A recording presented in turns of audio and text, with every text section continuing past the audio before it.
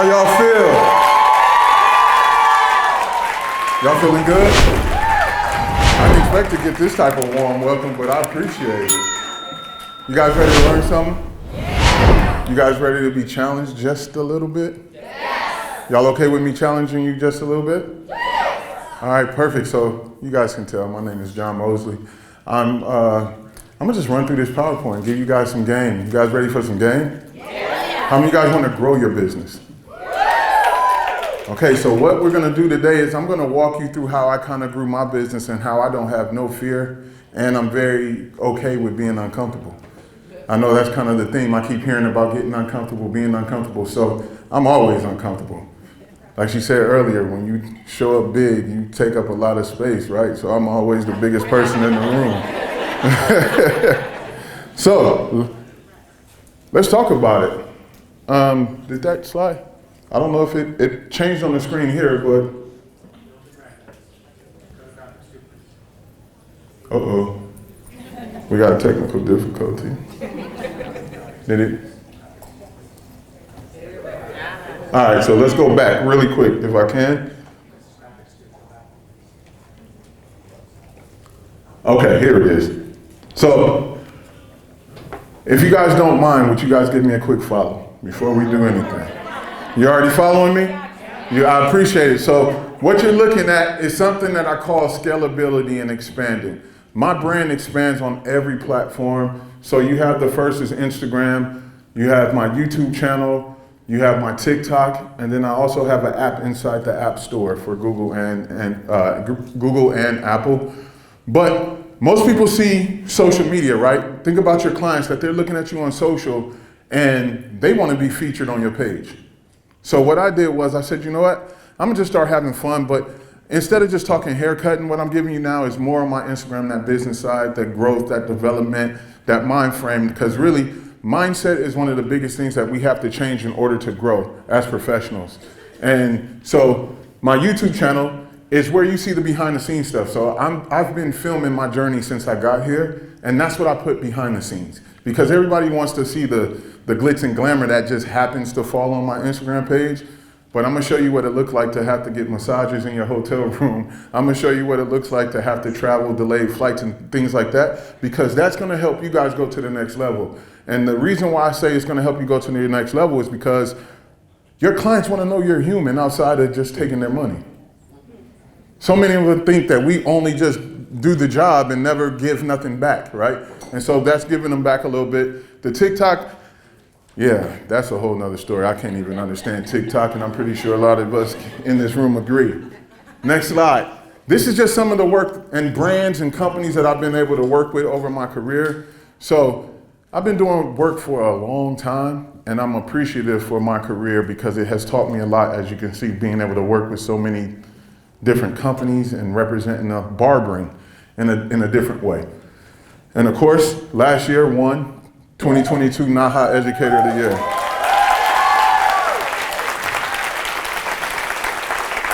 So NAHA Educator of the Year, and a month later I won Texture Elevated's Barber of the Year award. So those are the two awards there. But now we're gonna get to the business. You guys ready? Okay, so how many of you guys got an awesome logo? Raise your hand. Okay, how many of you guys think that logo represents your brand? It's not the same amount of hands that went up. So, a brand is not just a logo. You guys understand that? It has to be more. So, this is the evolution of my brand. When I first started out, I started out with just the signature trademark font, Popular Nobody. I had to get brand identity and I had to get people to recognize that brand in order to understand who I was and what I was trying to do. So think about it, when you guys are in your suites, yeah, you got the nice, awesome plaque that sits outside of that, right? But is that name on the outside representing well on the inside? That's the question. Does your name speak to whatever happens on the inside? When I look at Instagram and I see people's Instagram names and their usernames are like, I'm the blonde bomb specialist. I'm like, that's great, but you're only marketing to blondes. So if your Instagram, if your brand is not speaking to that, then it's like, what else are you going to give somebody? So you got to be careful what you're doing. So then I moved into the gorilla. The gorilla was a disruptor, but that's just my spirit animal. That's how I feel. I feel like I'm a protector, I'm a provider, I'm a leader, and I'm aggressive if provoked. That's just what, if you provoke me, you come rattle the cage, you're going to get the gorilla. But that was the disruptor because it looked mean, right? So what I'm telling you in this story, in this slide is, understand, you don't have to be perfect. You just got to continue to grow. Growth is always going to happen inside of your business. So then I said, okay, let me chill with the aggressive gorilla. Let me make it a little more marketable. Let me make it a little more corporate because I want to see this gorilla life expectancy live forever. And so what I did, I moved into more of a silhouette, right? That dominant stance. You know that's a gorilla when you see it. And if he's standing like that, he coming. And so that's why I evolved. And as I evolved with the branding, I just kept going. Now, when you think about Disneyland, who do you think about? Mickey Mouse. Nobody ever remembers Walt Disney. Everybody in here just said Mickey Mouse from what I heard, right? So when you think about this, as you grow in your brand, if you add an element to your brand like this, it has to have a name because it has to have a purpose. So my gorilla is named Atlas. Atlas, the acronym for it is attitude, tenacity, love, appreciation, sacrifice. Those are the things that make me who I am. And those are the things that I have to do every day to constantly remind myself, if I want to be great and if I want to stay great and I want to be a leader in this industry, I got to have the right attitude, the tenacity, constantly show love, appreciate everything I get, but continue to sacrifice. Everybody that came here yesterday, you sacrifice. If you got a husband, you sacrifice Father's Day, he might be mad. And I hope you guys didn't just give him the charcoal and the socks. Right? But that word sacrifice. And so I'm going to show you how I kept evolving. I'm here representing Andis Clipper Company. I'm the first artist that Andis has ever given a Clipper collaboration deal with.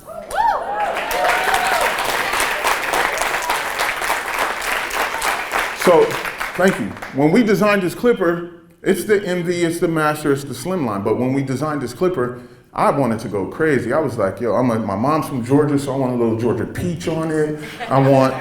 My dad's from Watts, so I want the Watts Towers. I was like trying to put everybody that helped me get to this point, I wanted that clipper to represent everybody, not just me. And then when we got into the development stage, Andis said, no, we want the gorilla. And I was like, you do? And I was like, okay, so on this clipper on the other side, you have every version of my logo on this one clipper.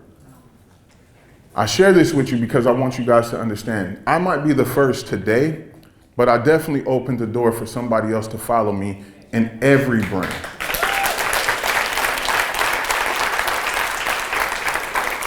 As an independent, you guys normally are by yourself. Some of us has people in our suites, right? But for the most part, we're by ourselves. We're solopreneurs. We're always working by ourselves. We're always trying to figure out how can we grow, how can we do things. Companies want you, but you got to make yourself available for the company. Today, I'm going to take you on this journey to help you become available for the companies. You good with that? Yes. Okay, so this is the one thing I always like to lead with starting out. How many people been in business 2 years? 1 year? 5 years? 10 years? Longer. Okay, congratulations. But I'm told you I'm going to challenge your thought process. And here's the challenge. If you've been in business for 1 to however many years, if you're still doing business the way you did it in year 1, you're still doing 1 year worth of business. You haven't evolved, you haven't grew, your money has not changed. So how do you expect your business to change if you're not willing to be uncomfortable and change yourself? Everything I do has a purpose. When I brand, when I market, when I do things on the internet, it's literally with a purpose to continue to grow my brand and expand. And so here we go. You guys ready to take some notes? Your logo. Your logo is your first impression. When I walked in for rehearsal yesterday and I seen all the notebooks on the table, I said, oh yeah, I'm gonna make them right today. It was important to me. We're just not going to take them empty notebooks home. So, logo, first impression. 5 principles of an effective logo. Who can give me some, just throw them out. Tell me what you think those 5 may be. Colors. Fonts. Shapes. Fonts. Simplicity. Simplicity. One more. In your face? You don't want to yell at nobody. Red? Okay, so watch this. First one. It's got to be simple. Why does it have to be simple? You seen that first font I had, the Popular Nobody script? Simple. People can read it. They'll know exactly who it is. So when you're looking at your logos, and I know a lot of us, we're already in the motion. We already have our logos designed, but who says we can't recreate? Who said we can't grow? Who said we can't elevate? So now, think about the logo that you have now. Is it simple? If it's not simple, I would love to help you get it simple, right? Memorable. If people can't remember you, how do you think they're gonna find you? How do you think they're gonna look for you? You gotta make it memorable. Next one, timeless. You do not wanna be a dinosaur. I put a video out on Instagram. I said, either you're gonna be a dinosaur or a shark. Most people think a shark is bad. A shark is not bad, but it has so much room to grow. But if you become that dinosaur, where's dinosaurs at? You don't want your business to die out just because you're not willing to change it. Next, versatile. Is your logo right now, while you're sitting at this table taking notes, is your logo versatile? These are the questions you got to ask yourself, right? Because versatility means scalability. The more versatile your logo is, the more you can scale it. The more timeless it is, the simpler. You can move it in a lot of different directions. I joke about it. I say, yo, if I wanted to open a Popular Nobody sandwich shop, I could do it. Because who said, everybody in this room is a Popular Nobody. Right? We're famous and celebrity in our area, in our Sola suites, but once we walk outside, they're like, who are you? Appropriate. Has to be appropriate. You will be shocked at some of the logos that some mentee send me, and I'm like, yo, where are we trying to market you at? So you get it. So if you want to also, after you take the notes, if you guys want to, you could definitely take a screenshot of the screen. I do not mind. This is for you guys. So, you guys good? Can we move on? Yeah. Yes. All right. When it comes to logos, there's a few reasons why you want to keep it simple. How many of you guys live by the KISS method? Who ever heard of the KISS method? Okay, so the ones that haven't heard of the KISS method, keep it simple. That's it. Let's keep it. I didn't call nobody that word. Y'all said it. The clarity of your brand image. Simple logos automatically deliver the brand's message to the audience. The simpler the logo, the clearer the message will be of your brand. Think about it. McDonald's. That logo is very clean and very simple. The golden arches, they marketed that, right? Think about, are you doing that right now? Are you making your logo so simple and easy that people can remember? What is Target logo? Bullseye. A bullseye. You're shooting at the target, right? You cannot forget what Target looked like. This is my favorite one, Starbucks. It looked like somebody just doing this, like, I don't know why you're drinking this expensive coffee. Don't it? Look at just, feel like, I don't know either. But those logos are timeless. Remember Walmart? They had the little rollback dollar guy, the little bouncy happy face, the emoji before we knew what an emoji was. Think about how simple their marketing is. Think about how simple their branding is. Are we in the beauty industry as solopreneurs doing the same thing? Are we making our life harder or are we making our life easier? That's what the question's gotta be leaving out of this room today, right? So then, remembering the brand. Complex logos are hard to remember because they are too much detail and mixing of elements. Making the logo simple enables the mind to remember the brand. Think about where I started. A simple script, a simple font, just a word track. The simpler it becomes. We are all sitting in this room very, very creative. You agree, right? Can we all agree? Don't think I don't search Instagram and see all those awesome hair colors. I know we are creative, right? But when it comes to our business and our logo, sometimes we can't get too far with creativity because it's not about what we like. We got to feel it and it has to speak to us, but you got to think you're trying to get to the masses. You're trying to get people to buy into your brand. You're trying to get the community to come in and work with you. So is your brand speaking and is it making it memorable for people? Expandable. I want you guys to read that out loud for me. 1, 2, 3, let's go.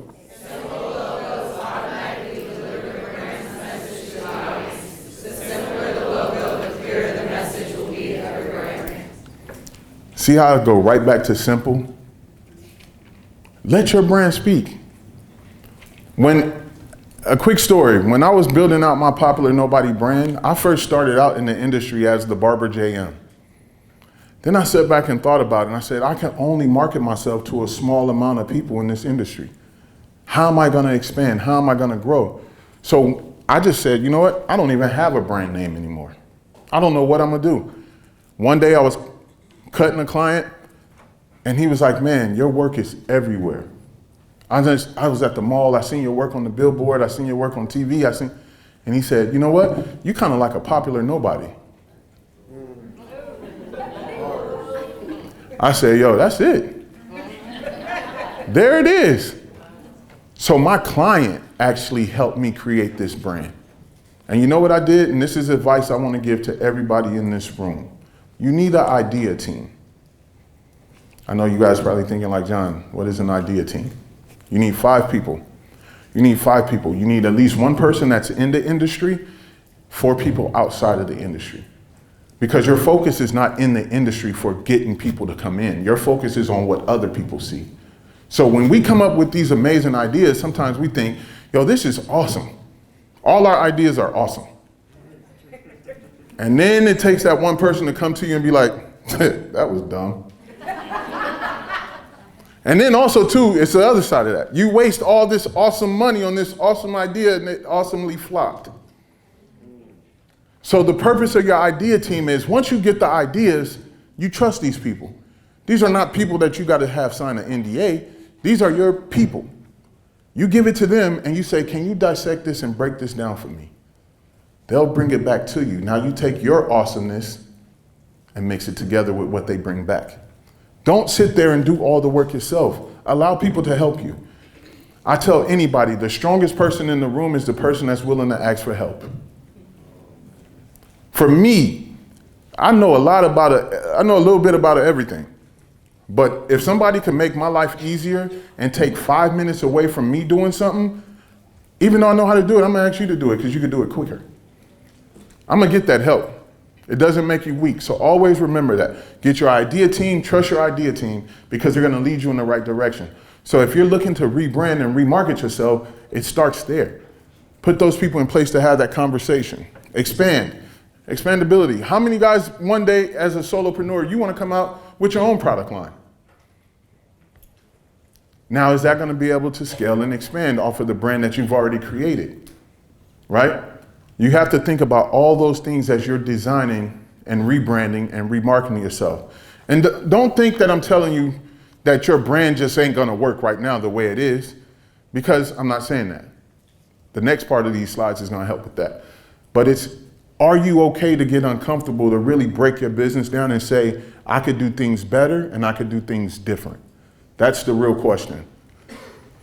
Unique human marketing. When a logo is viewed, it triggers emotional reactions that a brand, if it's simple, then the unique human marketing will work more efficiently. And what do I mean by that? Like I just told everybody, everyone in this room is a popular nobody, right? My brand works across the board. If I went and spoke at an elementary school, there's one kid that's on the playground that's popular more than everybody else. He's a popular nobody. But everybody has a purpose in life. Everybody is great. No one person is better than anybody, and that's the message that my brand sends. The tagline for my brand, how many of you guys know what a tagline is? Okay, so watch this. If you don't, ba-da-ba-ba-ba. Who is that? That's their tagline. Does your brand have a tagline? Mine is always remain a popular nobody while staying humble and hungry. When you're humble, everybody want to work with you. When you're hungry, you're going to go find it. See how simple that is? Think about that. Create that. When you want your clients, think about this. When do clients buy product? At the end of the service? But when do you start recommending it? At the beginning. So the marketing beside a product company, they have to make sure that the scent in the product is right. For you guys in your suites, you have to make sure the environment and atmosphere look right. So you're selling your brand through the way your suite is designed, how it looks. You're making extra money off of the products that you're using in order to make the marketing easy for you, right? Our clients don't buy product because they love it. They buy it because of what? We love it. That's why they buy it. So is your clients buying your brand, or are they just buying because you're right there? Ask yourself that question. Convertible throughout all media. The thing I love about converting is that I took my gorilla who has the name Atlas, and I started a podcast called The Atlas Effect. So I converted it. I moved it over into something else. Think about it. When you're working, how are you converting your business? How are you moving it around to give yourself more opportunities and more conversations? I'm gonna tell you now, I work with a lot of different companies. And the one thing that every company always tell me is the fact that they love that I went out and did the work myself. So I came to them ready-made. They don't have to do nothing but say, John, here you go. That's what all of us solopreneurs have to do. We have to come presenting ourselves ready-made. So your branding has to be there. Your logos have to be there. Everything that you're doing right now, it has to be ready-made. We don't have time to slow cook a meal no more. Everything is fast food. It's how fast can we get it? Think about you had the George Foreman grill, and now we got the Ninja grill. Same concept, but the Ninja just work faster. That's how we're looking at ourselves. Here's your brand soul. This is important. Brand soul, the foundation of what your brand is. You guys ready for this? Do anybody have a question so far? Because I don't like to just stand up here and talk the whole time. I want somebody to talk to me. Question? It doesn't have to be answered right now, but something that I struggle with is like, I am the brand and I kind of don't want that anymore. I kind of want my services and the value of what I bring to the table to speak for itself. But, you know, in my reviews, people are always like, Sophie is amazing, instead of like, this studio is amazing or this service is amazing. So if you could touch on like, and I feel like you do this really well because your handle is popular nobody. You have a logo that speaks for itself. Whereas I feel like my clients are attached to me as a person, which makes me struggle with like, number one, boundaries with clients, and number two, a strong brand that speaks to the value of the services and not just like my personality. I love that. So for you guys that didn't hear that, how to separate your personal self from your personal brand, right? So the way that I did it, it was a little different. I came out as popular nobody. But then I stopped putting popular nobody on things. And I started erasing that and putting John Mosley to separate the two. I also have a team of artists that work with me under the Popular Nobody Collective. Some of them. I have a staff too, and I want people to trust my staff because it's all under the same brand. So you have to get on the internet and speak more about your staff and more about your brand to then show the separation of the two. And then you're the owner. So think about how many women would love to hear your voice about ownership, about being a solopreneur, about being in Sola, being in this room. You have to start taking that and giving that personality out so that helps separate the two. And I think that's what I've been able to do. People have known me my whole career for how much hair I cut or how many barbering classes I could do. But now they're starting to see me come out as the CEO of my own company, and now I'm talking CEO talk. So I've already started the separation of being John, the Popular Nobody barber. Now it's like John Mosley, the CEO of Popular Nobody. But I use my voice to separate and get distance. Make sense? So do you talk less about the services that you provide as you, and then the services, like the actual barbering is the Popular Nobody brand? So the question was asked, do I talk more about the barbering service that I do, or do I talk more about the brand? I'm speaking as the CEO. Okay. Most people don't even know I still cut hair.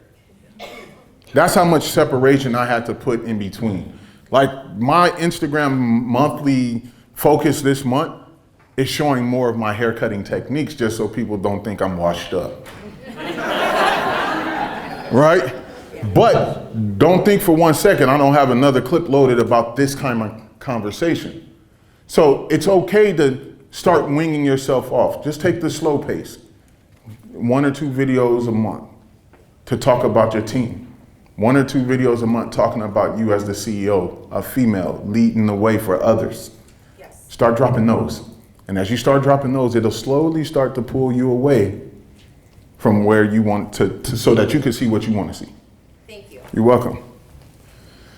So the heart is the values and beliefs of your brand, right? This is your foundation.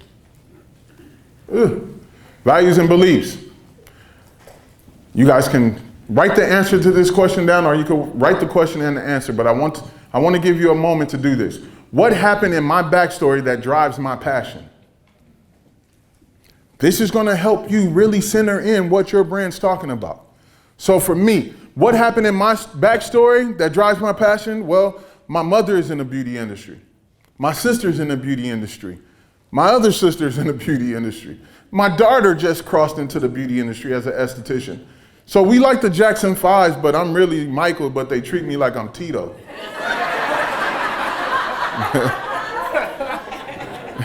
So what happened in my backstory that drives my passion?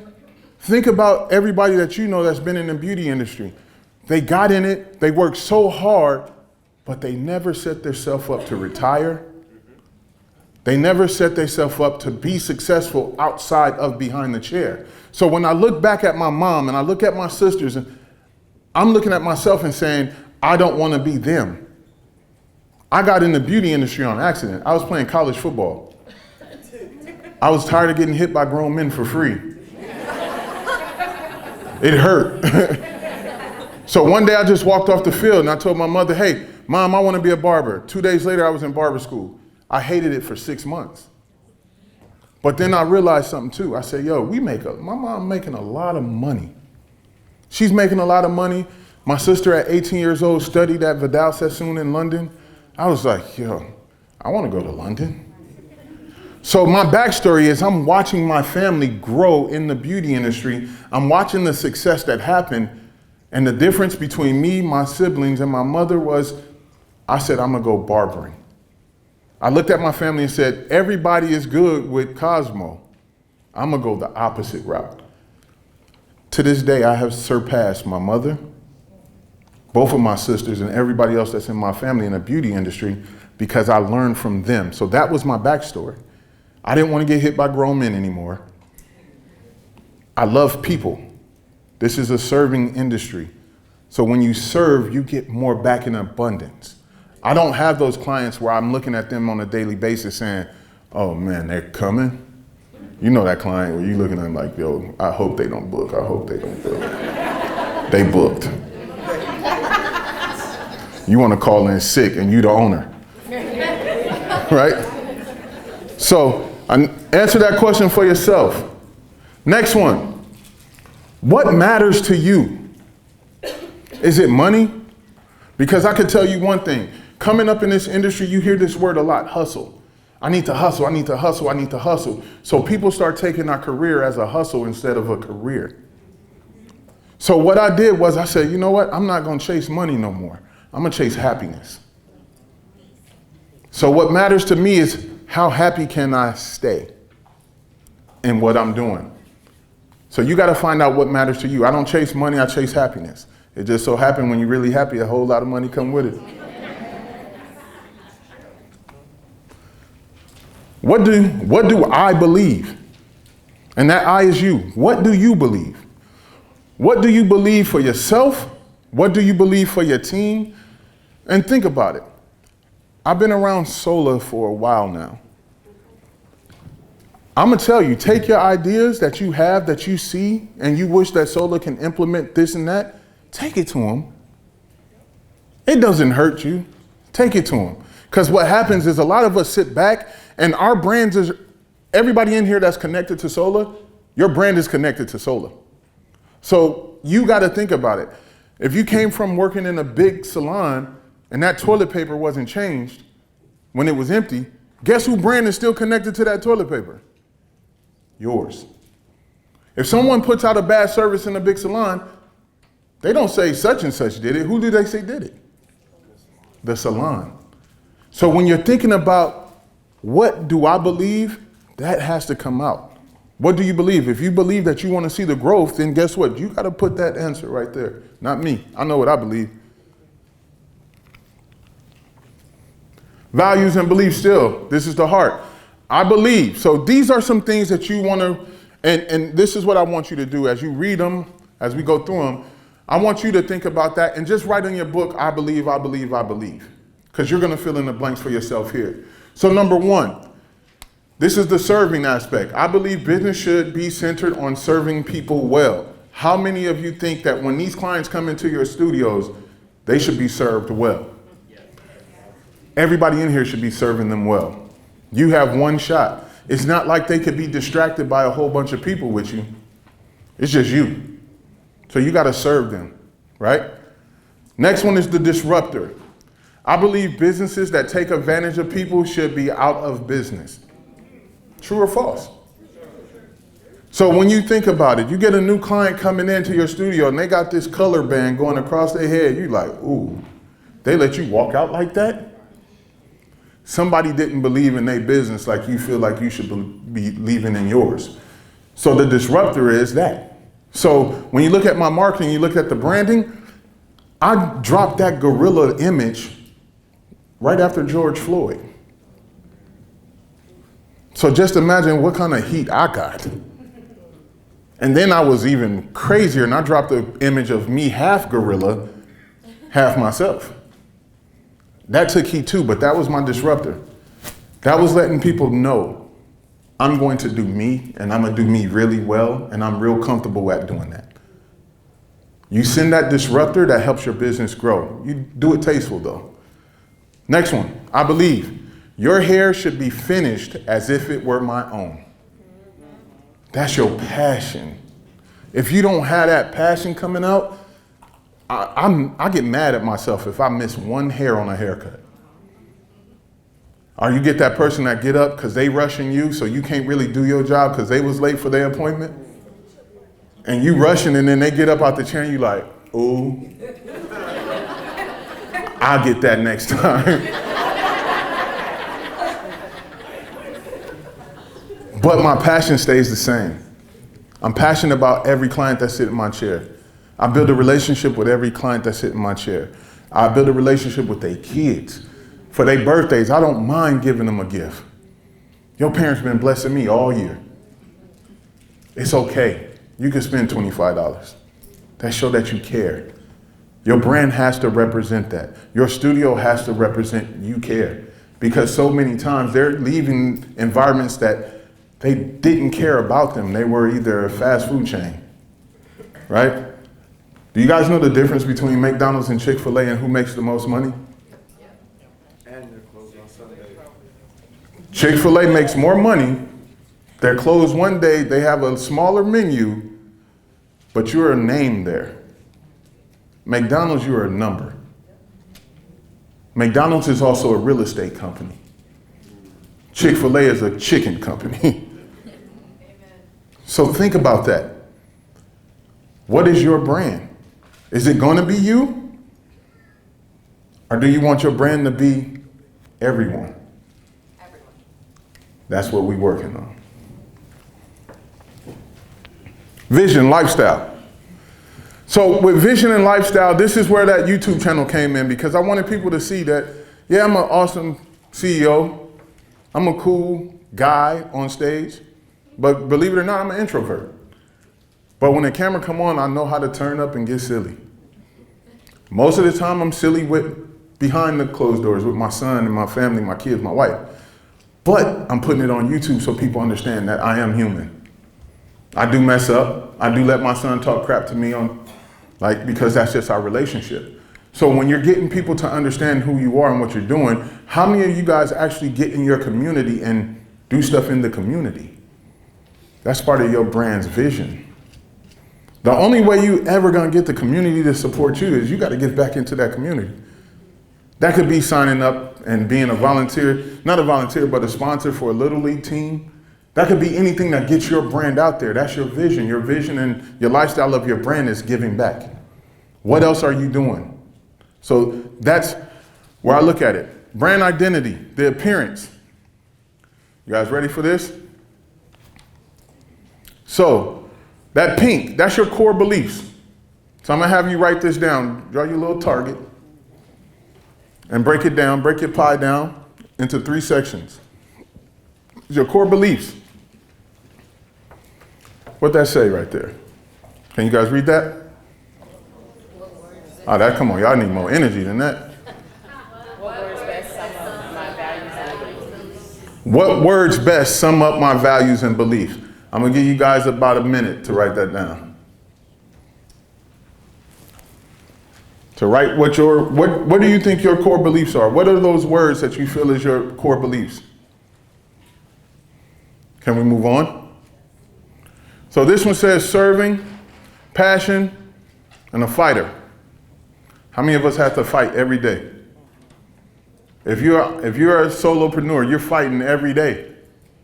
You battling other solopreneurs, you're battling big brands, you're doing that every day. So all of us in this room are fighters.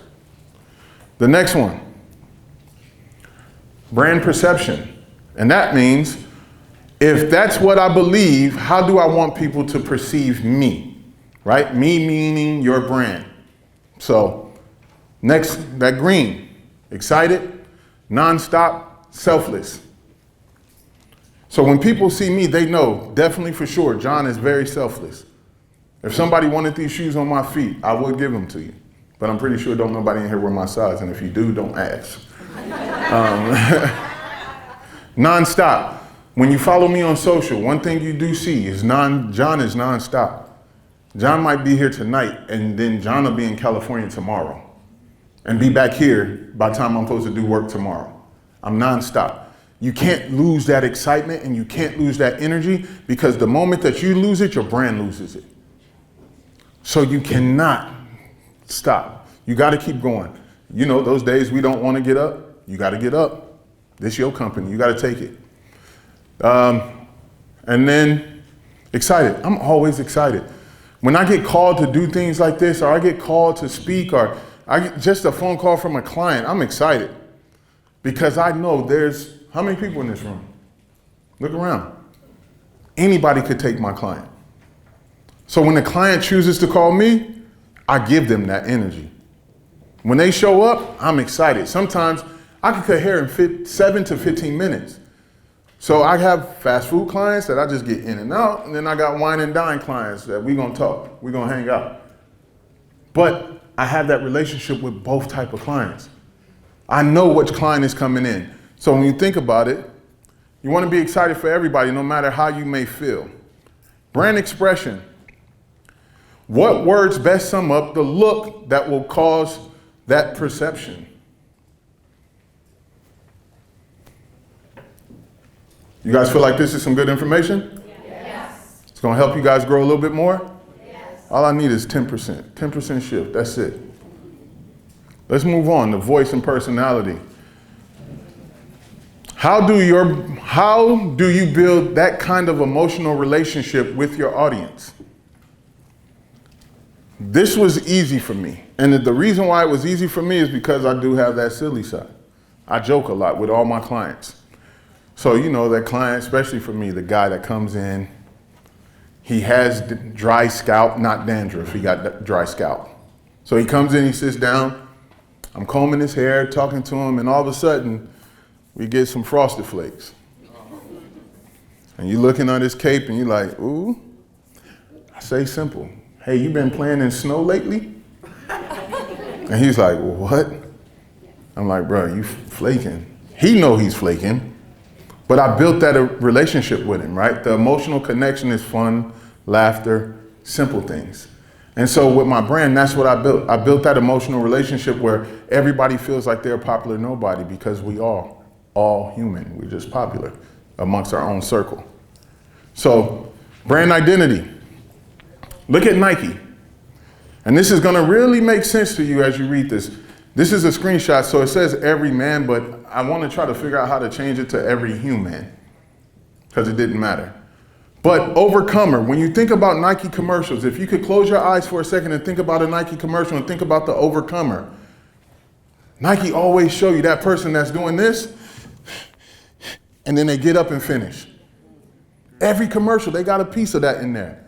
When you think about Michael Jordan, the flu game, all they show is him drinking Gatorade on the sideline, acting like he was sick. I don't know how somebody was sick put up 40.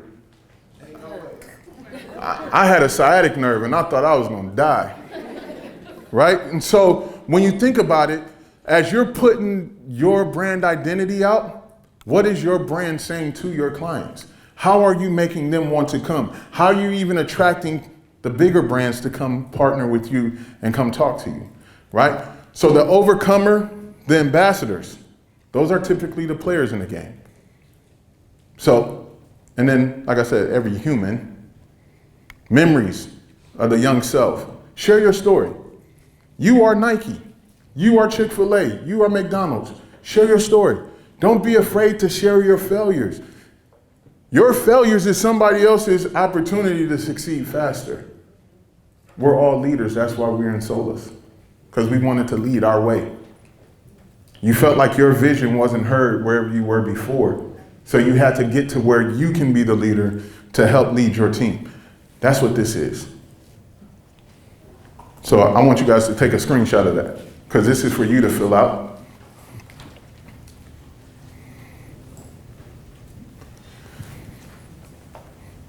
I'm glad I was able to talk to you guys about this kind of stuff today. This is exciting. Let's go, John. Who thought a barber can do this? You. I definitely did.